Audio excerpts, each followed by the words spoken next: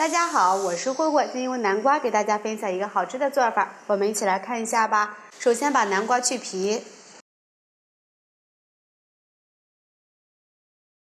南瓜对半切开，把里面的籽去掉，再次对半切开，给它切成薄片儿。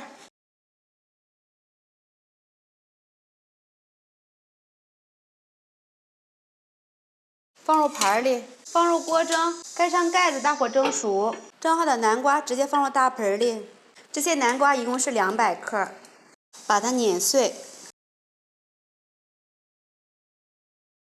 南瓜晾至温热，打入1颗鸡蛋，放入3克酵母，先用筷子搅一搅，把酵母搅拌至融化。倒入300克的面粉，搅拌成棉絮状。因为南瓜的含水量不同，这里加的面粉呢只是一个参考。下手揉成面团儿，里面加了鸡蛋，如果粘手的话，可以加入10毫升的玉米油。最后揉成一个光滑、软硬适中的面团儿，盖上盖子，请发2倍大。锅中不用倒油，放入半碗花生，开小火，用铲子不停地翻炒。炒至花生啪啪的响就熟了。花生晾凉之后，这个皮儿就非常容易脱下来了。给它搓一搓，都搓完之后，给它放入漏勺里面，给它把花生皮过滤出来。看一下，这样就差不多了。准备一个保鲜袋，把花生米放到保鲜袋里面，用擀面杖压碎。捣碎了之后，给它倒入小碗里面。准备一把洗干净的葡萄干，给它切碎，和花生放在一起，放入2大勺的红糖，1大勺的面粉，搅拌均匀，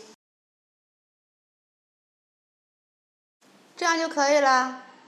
我们的馅料就调好了，我们的面团已经醒好了，放到案板上揉搓下排气。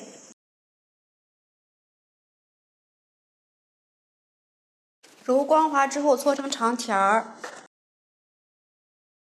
下大小均匀的剂子，把每个剂子都揉圆。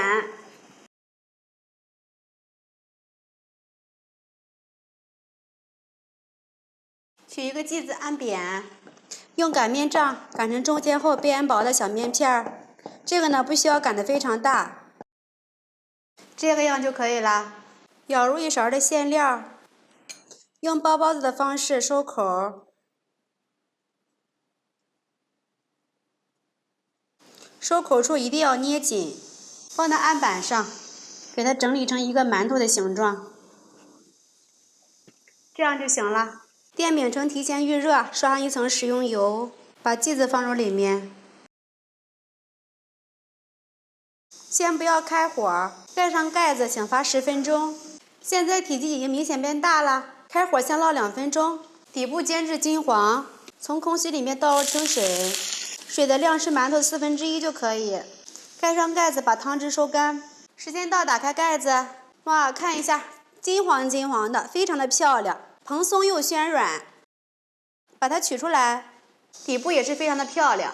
我们的南瓜花生馒头就做好了，光看颜色就非常的漂亮诱人。南瓜这样子做呢，蓬松暄软，特别的好吃。里面的馅料吃起来又香又甜，真的是超级的美味。喜欢的朋友们就赶紧试一下吧。喜欢慧慧的视频，记得点击关注转发，拜拜。